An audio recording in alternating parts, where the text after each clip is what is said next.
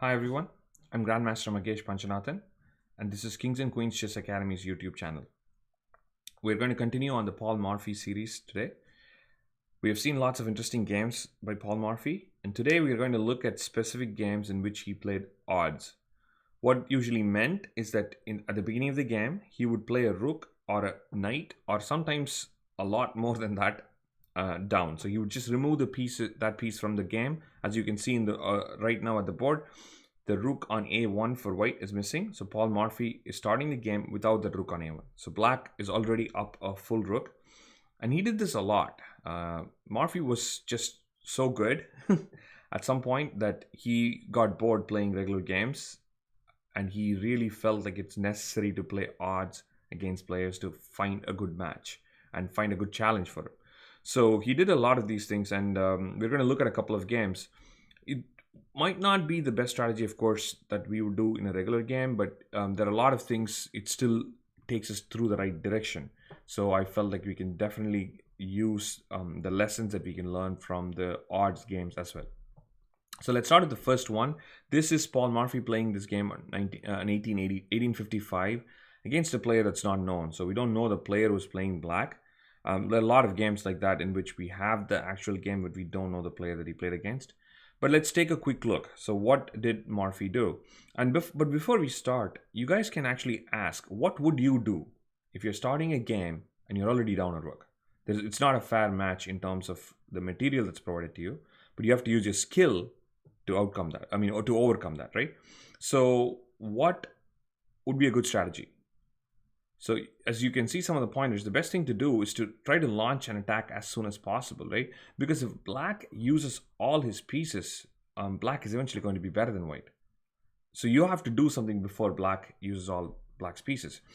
The good thing for Morphy is he did that anyways. He played with tempo because he was always forcing the issue, right? And he was always developing and he was attacking. So he was always making his opponents react, as we have talked about in the other videos. That helps anyways in this kind of play, right? So let's see what happens. e4, e5, knight f3, knight c6, bishop c4, the Italian game that we have seen enough, and the Evans Gambit. So without the rook on a1, everything else is still going the same smooth way that he has played. c3, bishop c5, and castle. Nothing special so far. After d6, he goes d4.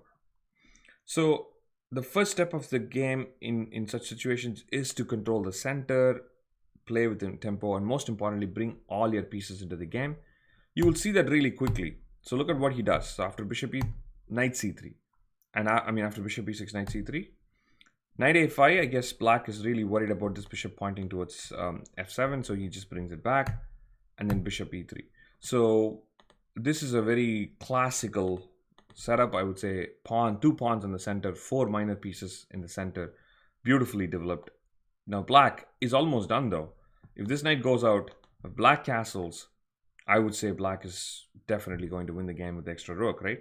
But look at what happens. Black plays queen f6. Instead of just developing and casting, black is probably asking for trouble. Hopefully you can find the next strong move that has a tempo. Yes, knight to d5. So what it does, places the knight in the center of the board, sends the queen back, right? Because, well, actually the queen can try to go to g6, but then you don't want to really walk into discovered attacks here. So this literally just sends the queen back.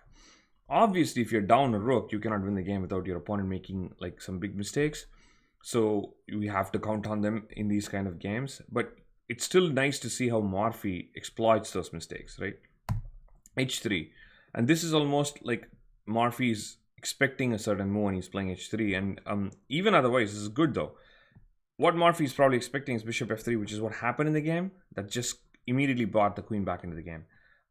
But you can always play this move because you're asking a question to this bishop saying, are you going to take the knight? Or are you going to go back, right?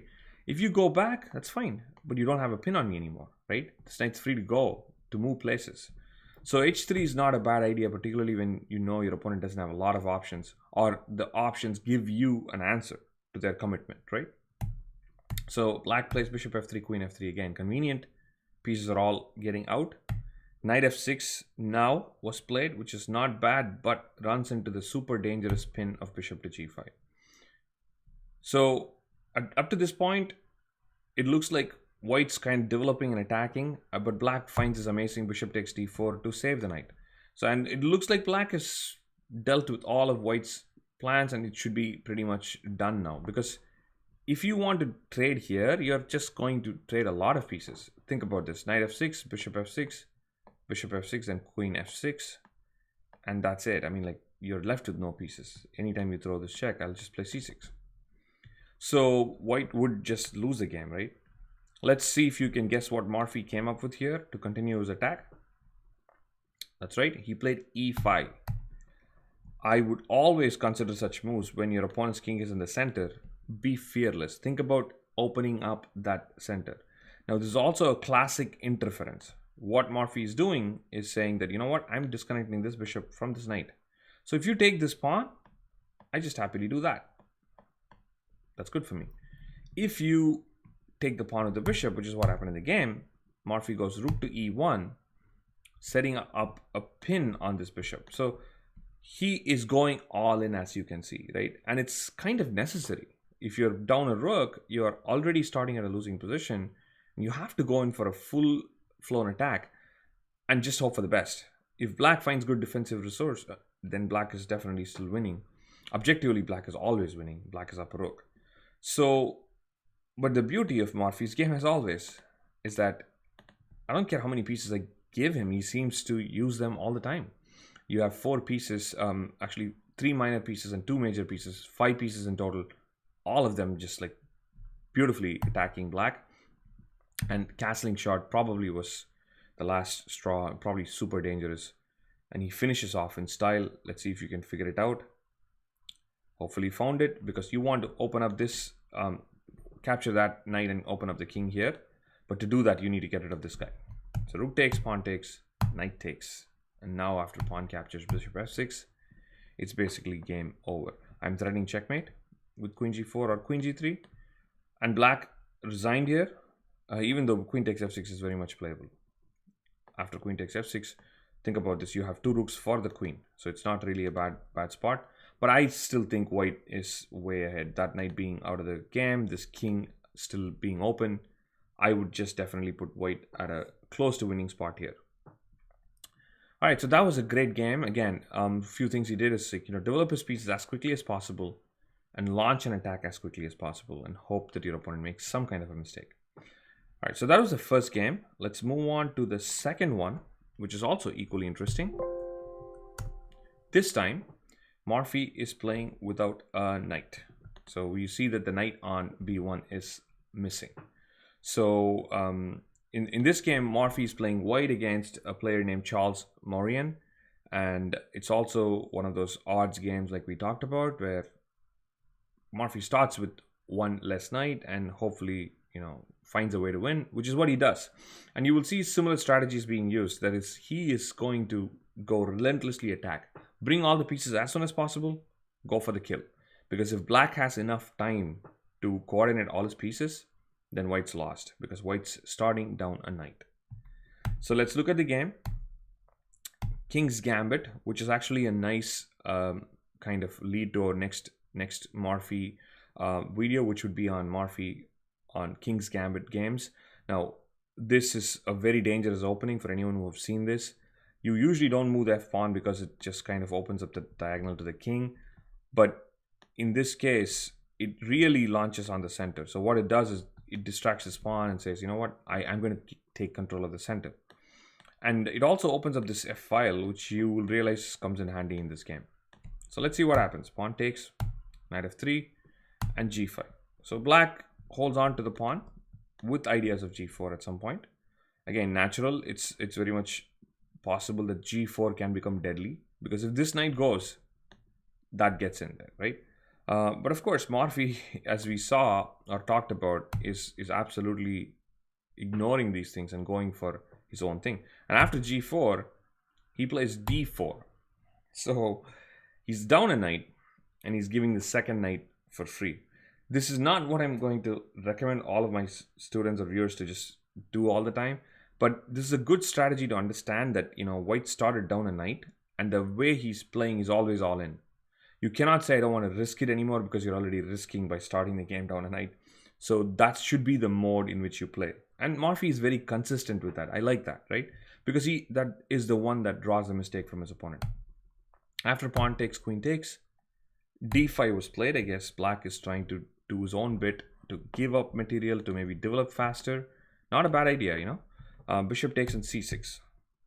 And now the bishop goes, oh yeah, this is the point I wanted to stop, but that's okay. Bishop takes f7 check. A crazy move in my opinion. He's already down 2 knights and now he gives another bishop.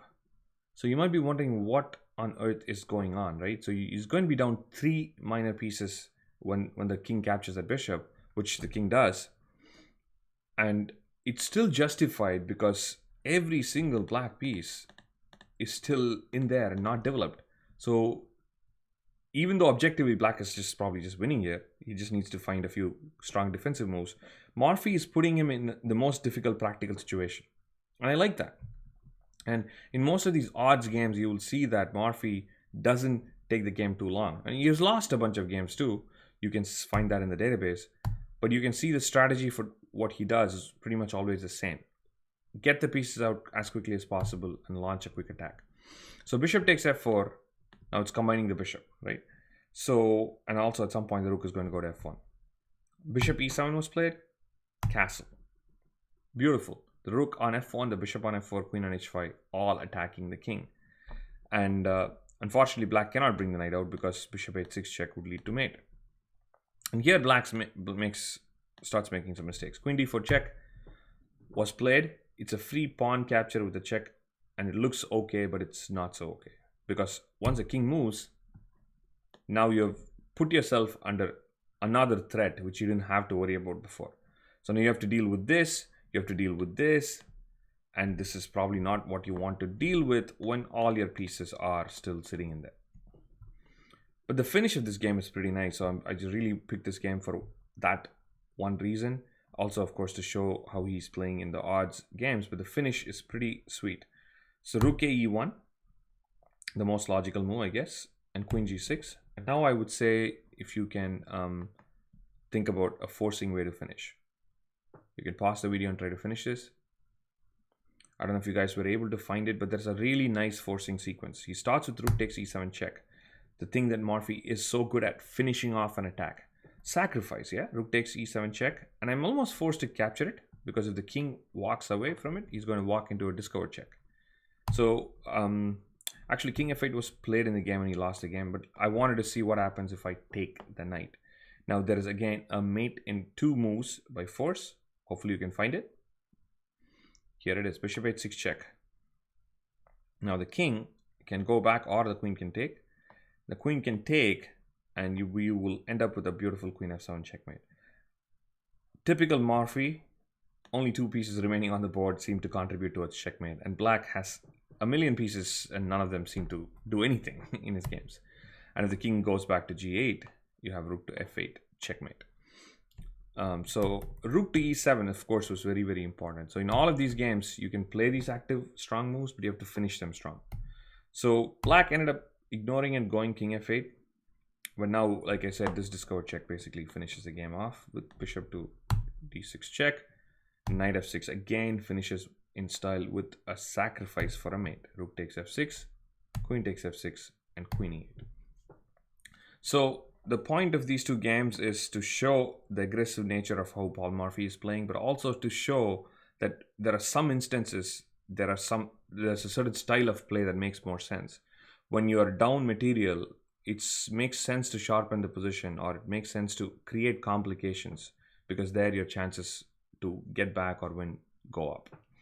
And Paul Morphy did that beautifully. Hope you guys enjoyed the video. See you in the next one.